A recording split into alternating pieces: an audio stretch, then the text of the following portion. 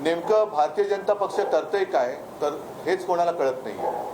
कारण कधीतरी सांगायचं औरंगजेबाची कबर खोदणार, मग त्यांची लोक उधळ फावडी घेऊन जातात, खाण्याला सुरुवात करतात, मग वरनं आदेश द्यायचा नाही नाही नाही खोदू नका, परत माती टाका, मग परत माती टाकतात. मग मध्येच म्हणायचं मशिदीत घुसून मारणार, लोक मारायला जातात, त्यांना सांगत थांबा थांबा थांबा, ते तुमचे बाकीचे हत्यार बाजूला ठेवा, हे चौघा ते मोदी घेऊन जा. म्हणजे हे कळत असणे नेमकं काय चाललेलं आहे. लोकांना लढवायचं, झुंजवायचं आणि आपण आपलं राजकारणाच्या पोळ्या त्याच्यावरती भाजायच्या हे असे विकृत राजकारण सध्या भारतीय जनता पक्ष करते.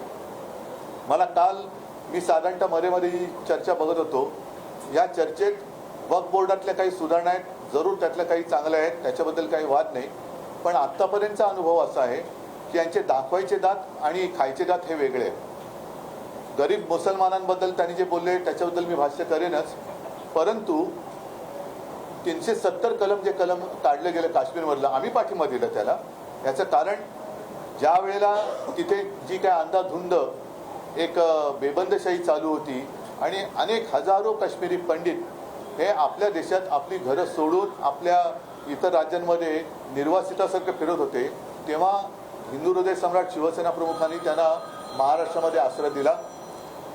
370 कलम काढल्यानंतर जी एक आशा दाखवली गेली की सगळे काश्मीरी पंडित आपापल्या घरी परत जातील. आता 370 कलम काढून किती दिवस झाले, किती वर्ष झाली, त्या काश्मीरी पंडितांपैकी किती जणांना त्यांच्या जमिनी परत दिल्या गेल्या हे पहिलं त्यांनी सांगण्याची गरज आहे.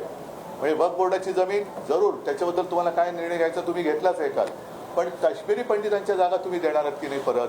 का त्यांना अजून त्यांच्या घरामध्ये, त्यांच्या हक्काच्या देशात, त्यांच्या राज्यामध्ये बिनधास्तपणाने जाता येत आहे? त्याचाही खुलासा गृहमंत्र्यांनी केला पाहिजे.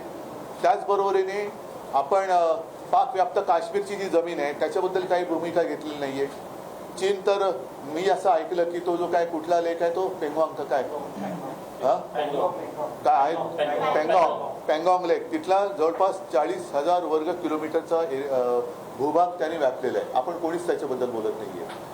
ठीक आहे, वक्फ बोर्डाच्या जमिनी तुम्ही त्या ताब्यात घेणार असं दिसतंय, म्हणजेच काय की जमिनीवरती तुमचा डोळा आहे.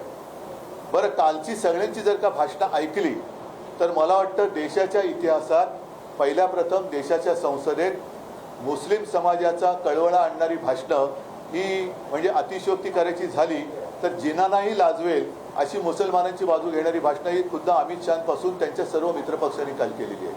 मग हे बिल नेमकं मुस्लिमांच्या विरोधात आहे का मुस्लिमांच्या बाजूने आहे? जर मुस्लिमांच्या बाजूने असेल तर त्याला विरोध करणारे आम्ही हे हिंदुत्व सोडणारे कसे? कारण मुसलमानांची ज्या पद्धतीने तुम्ही काल बाजू मांडले की गरीब मुसलमान को ये होगा, मुस्लिम महिलाओं को हे करेंगे, अमुक करेंगे, तमुक करेंगे, मग हिंदुत्व आम्ही सोडलं का तुम्ही सोडलं?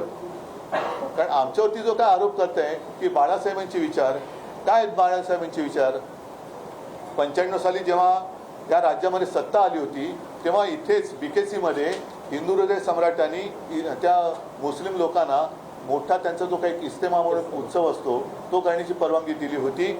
आज तीच जागा या लोकांनी बरोबर व्यापारासाठी बुलेट ट्रेनच्या घशात घातलेली आहे. हे तुमचं हिंदुत्व आहे आणि तुम्ही आम्हाला बाळासाहेबांचे विचार शिकवणार?